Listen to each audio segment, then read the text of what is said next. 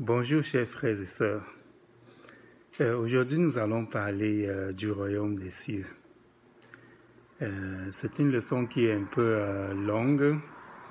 Alors ce que je vais faire, c'est que je vais la scinder en comme deux vidéos. Comme ça, je ne vais pas trop vous tanner. Ok. Donc, fait que le royaume des cieux. Lorsqu'on demande aux gens la raison de la venue de Christ sur la terre, la plupart citent l'évangile de Jean au chapitre 3, verset 16, qui dit ceci: « Car Dieu a tant aimé le monde qu'il a donné son Fils unique, afin que quiconque croit en lui ne périsse point, mais qu'il ait la vie éternelle. » Donc, beaucoup de gens se disent que si Jésus est venu sur la terre, c'est pour sauver la condition humaine. Mais ce n'est que l'une des raisons pour lesquelles Jésus est venu sur la terre. Car selon la Bible, il y a au moins 4 raisons qui justifient la venue du Messie. Donc la première raison, c'est celle que nous tous on connaît. Il est venu pour s'offrir en sacrifice pour le péché de l'humanité, comme c'est dit dans l'évangile de Jean au chapitre 3, verset 16. Mais il y a une deuxième raison, il y a une troisième raison et il y a une quatrième raison aussi. La deuxième raison, c'est annoncer et poser les fondations du royaume des cieux. Et ça, où est-ce qu'on trouve ça? On s'en va regarder dans l'évangile de Luc au chapitre 4, les versets 43 dit ceci. Ça, c'est Jésus était avec ses apôtres, il voulait aller dans les autres villes, ses apôtres ne voulaient pas, alors il leur a dit ceci: « Il faut aussi que j'annonce aux autres villes la bonne nouvelle du royaume de Dieu, car c'est pour cela que j'ai été envoyé. » Donc, il a été envoyé aussi pour annoncer la bonne nouvelle du royaume des cieux. Ok. La troisième raison, c'est détruire l'œuvre de Satan. Jésus est venu aussi pour détruire l'œuvre de Satan. Et ça, on trouve cette information où? Dans, l'épître de Jean, le premier épître de Jean, au chapitre 3, le verset 8. Cette épître-là dit ceci: « Celui qui pêche est du diable, car le diable pêche dès le commencement. Le Fils de Dieu apparut afin de détruire les œuvres du diable. » Donc Jésus est venu aussi pour détruire les œuvres du diable. La quatrième raison, c'est Jésus est venu pour avoir une vie terrestre sous forme humaine, pour défendre avec justesse la cause humaine. Et où est-ce qu'on trouve cette information?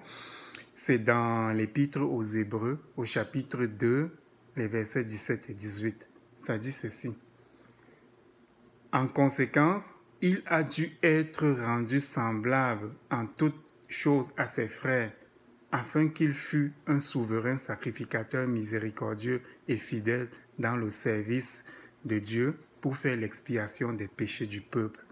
Car, ayant été tenté lui-même dans ce qu'il a souffert, il peut secourir ceux qui sont tentés. » Donc Jésus est venu aussi pour vivre notre vie, pour être capable de, de mieux nous défendre devant Dieu, quoi. Donc fait que aujourd'hui, nous allons parler de la mission numéro 2, qui est la mission de annoncer et poser les fondements du royaume de Dieu. Okay. Alors, quels sont les indices dans la Bible qui nous font dire que Jésus a non seulement annoncé le royaume de Dieu, mais qu'il a établi aussi les fondements de ce royaume-là? Et ce royaume qui ne sera achevé qu'à sa seconde venue. Quels sont les indices? En première position, nous avons le message de Jean-Baptiste. Et si on s'en va regarder dans l'évangile de Matthieu, au chapitre 3, les versets 1 et 2, il est dit ceci: « En ce temps-là parut Jean-Baptiste prêchant dans le désert de Judée. Il disait: « Repentez-vous car le royaume des cieux est proche. Repentez-vous car le royaume des cieux est proche. » Ouais. Et si on va regarder dans l'Ancien Testament, selon les prophètes et toutes les prophéties, il disait que avant que le royaume des cieux ne soit établi, ne soit fondé, il y aura un prophète qui viendrait, on l'appellerait la voix qui crie dans le désert. Et nous savons que Jean-Baptiste est venu du désert et il criait tel que les prophètes avaient, tel que les prophètes l'avaient annoncé. Et si on veut mieux connaître cette prophétie-là, il faut aller regarder dans le livre d'Ésaïe au chapitre 40. Là, on parle clairement de la venue de Jean-Baptiste. Donc, fait qu'en première position, on a Jean-Baptiste qui est venu annoncer, qui est venu dire que le royaume était proche. C'est un premier indice. En deuxième position, nous avons la conversation de Jésus avec les pharisiens dans l'évangile de Luc. Alors, il conversait avec les pharisiens et les pharisiens ont voulu savoir quand va venir le royaume. Alors, qu'est-ce que Jésus leur a répondu? Jésus leur a répondu, ça se trouve dans l'évangile de Luc, au chapitre 17, les versets 20 et 21, Jésus dit, « Le royaume de Dieu ne vient pas de manière à frapper les regards. On ne dira point « il est ici » ou « il est là », car voici, le royaume de Dieu est au milieu de vous. » Ici, Jésus ne parle pas au futur, mais au présent. Il dit, « Le royaume de Dieu est au milieu de vous. » Puis, il montre clairement que le royaume de Dieu est invisible à l'œil nu. Et pour les invisible à l'œil nu, du moins pour les non-initiés. C'est un peu comme il le mentionne à ce pharisien, un docteur de loi qui s'appelle Nicodème, qui est venu le voir en secret parce que à cette période-là, les maîtres de la loi et puis les pharisiens et puis les sadducéens étaient contre Jésus, ils ne l'acceptaient pas. Donc l'évangile de Jean au chapitre 3, dans les versets 3, 5 et 3, 4 et 5, Jésus parle à ce pharisien-là qui est venu en secret le voir. Il lui dit, « En vérité, je te le dis, si un homme ne naît de nouveau, il ne peut voir le royaume de Dieu. » Alors Nicodème lui dit, « Comment un homme peut-il naître quand il est vieux?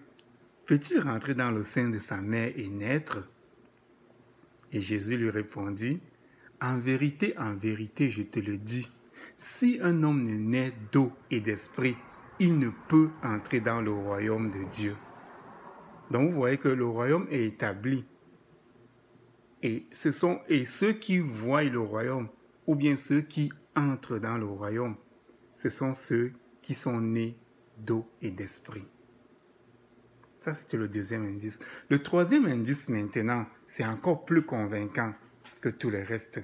Parce que là-bas, Jésus, il confirme vraiment que le royaume est déjà là. Jésus dit dans l'évangile de Matthieu, au chapitre 11, le verset 12, il dit ceci. « Depuis le temps de Jean-Baptiste jusqu'à présent, le royaume des cieux est forcé et ce sont les violents qui s'en emparent. » Je vais vous poser une question. Est-ce qu'on peut forcer quelque chose qui n'existe pas? Est-ce qu'on peut s'emparer de quelque chose qui n'existe pas? Et si on pense que le royaume des cieux n'existe pas encore, n'est-ce pas, c'est taxer Jésus de menteur parce qu'il vient de le dire. Le quatrième et dernier indice que moi j'ai trouvé, peut-être qu'il y en a d'autres, c'est une parabole. La parabole de l'homme de haute naissance qui est parti dans un pays lointain pour se faire investir de l'autorité royale. Et où est-ce qu'on trouve ça? Dans l'évangile de Luc, au chapitre 19, les versets 12 à 27. Et voici comment c'est relaté. Un homme de haute naissance s'en alla dans un pays lointain pour se faire investir de l'autorité royale et revenir ensuite. Il appela 10 de ses serviteurs, leur donnant 10 mines, et leur dit, « Faites-les valoir jusqu'à ce que je revienne. » Mais ses concitoyens le haïssaient et ils envoyaient une ambassade après lui pour dire « Nous ne voulons pas que cet homme règne sur nous ». Lorsqu'il fut de retour, après avoir été investi de l'autorité royale, il fit appeler auprès de lui les serviteurs auxquels il avait donné l'argent afin de connaître comment chacun l'avait fait valoir. Le premier vint et dit « Seigneur, ta mine a rapporté 10 000. » Il lui dit « C'est bien, bon serviteur, parce que tu as été fidèle en peu de choses, reçois le gouvernement de 10 villes. » Le second vint et dit « Seigneur, ta mine a produit 5 000. » Il lui dit « Toi aussi, sois établi sur 5 villes. » Un autre vint et dit « Seigneur, voici ta mine que j'ai gardée dans un linge, car j'avais peur de toi parce que tu es un homme sévère. Tu prends ce que tu n'as pas déposé et tu moissonnes ce que tu n'as pas semé. » Et il lui dit « Je te juge sur tes paroles, méchant serviteur. Tu savais que je suis un homme sévère, prenant ce que je n'ai pas déposé et moissonnant ce que je n'ai pas semé.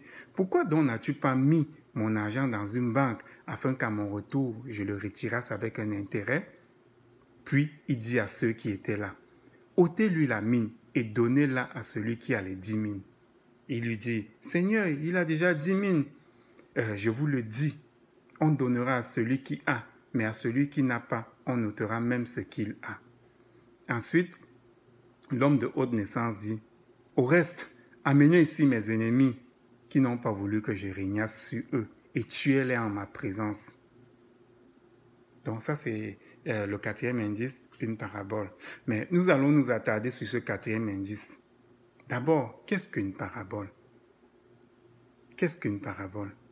Alors, je vais arrêter le vidéo à ce niveau et puis je vais continuer dans une autre vidéo. À tout à l'heure. Que Dieu vous bénisse, mes frères.